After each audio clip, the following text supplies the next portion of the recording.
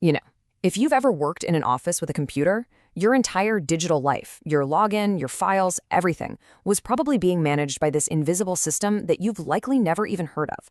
It's called Active Directory. It's the secret sauce that keeps a company's network from just collapsing into total chaos. So let's pull back the curtain and figure out what this thing actually is. Okay, so just picture this for a second. Imagine a huge company. We're talking thousands of employees, and every single one of them has their own computer. Now, each person needs access to certain files, specific printers, different apps. But here's the kicker. They absolutely should not have access to everything else. So how on earth do you manage that at that kind of scale without completely losing your mind? Well, without some kind of central system, it would be pure, unadulterated digital chaos. I mean, can you imagine an IT admin having to run around and manually set permissions on every single computer, one by one? Security would be an absolute nightmare. And what happens when an employee leaves? Trying to track down and shut off their access on dozens of different systems? Forget it. It's totally, completely unmanageable. But of course, there is a solution to this madness, and that solution is Active Directory. I want you to think of it as the master organizer for the entire company. It's like the digital librarian, or maybe the city planner for the whole network. It's the system that brings order and sanity to all of that potential chaos. So what is it, really? Well, at its heart, Active Directory, or AD, as you'll hear people call it, is basically just a giant, super organized database. But instead of storing boring stuff like numbers and text, it stores objects. And that's just a fancy IT word for things on the network, like your user account, your computer, the printer down the hall, maybe a shared folder, all of it. And then it organizes all these objects into a really logical top-down structure.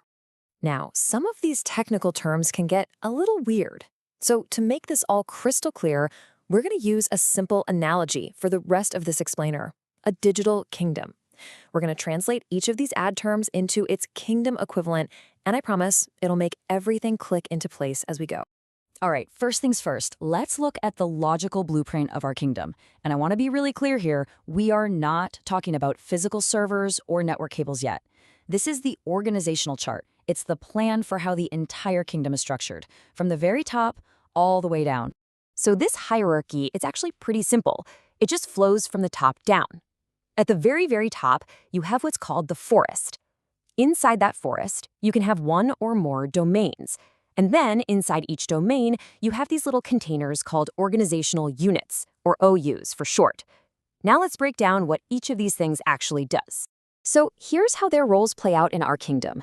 The forest, that's the entire kingdom itself. It is the absolute security boundary. Think of it this way. The king of one kingdom has zero authority in another kingdom, right? It's a hard wall. Then you have a domain, which is like a province within the kingdom. It just helps split things up to make them easier to manage. And finally, the OU. This is like a town or maybe a guild. It's just a way to group similar things together, like all the users in the sales department or all the computers in the marketing office, so you can apply specific rules to them all at once. Without OUs, you'd be back to managing every single person individually, which is exactly the chaos we're trying to avoid. And what about those rules? Well, what an object is and what it can do, that's all dictated by something called the schema. And this is literally the kingdom's constitution. It's the ultimate rulebook that defines what an object can even be. For example, the constitution says a user object must have a password and a computer object must have a name. You simply cannot add anything to Active Directory if it hasn't been defined in the constitution first.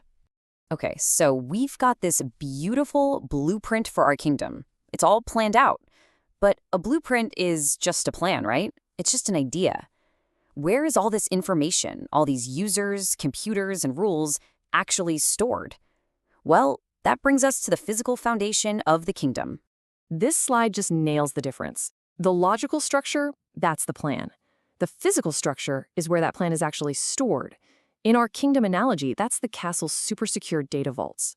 In the real world, all of this information lives in a database file on these special, really powerful servers called domain controllers. You can think of them as the guardians of the kingdom's data. And if we were to peek inside this data store, you'd find a few key parts. You've got the access stores. These are protocols that let other applications securely ask for information from the directory. Then you've got the engine room, which are the services that actually manage all those requests. And finally, you have the data vault, the real physical database files sitting on the server's hard drive. So, We have this logical kingdom plan, and it's all stored safely in a physical castle vault. But why? Why go through all this trouble? Let's talk about the payoff and why this highly organized structure really matters to every single person in the company. So let's bring it all back down to earth. What does this whole complex digital kingdom actually mean for you, the person sitting at their desk every day? How does the system make your work life better and safer? The benefits are actually huge. First off, security. With everything under central control, the whole kingdom is just way more secure. Second, it's so much easier for the IT team to manage everything, which saves a ton of time and money. But the biggest benefit for you, it's the seamless experience. You have one passport, your username and password. When you log in once, Active Directory authenticates you and gives you a ticket to access everything you're approved for. No more juggling 10 different logins for 10 different things. It just works. So you see, Active Directory really is the digital skeleton that gives a company its entire structure. It provides security, it provides organization, and it provides efficiency. Which leaves us with one final and pretty critical thought. If this is the skeleton, what happens when it fractures? Because the health of this one single system is absolutely vital to the health of the entire organization.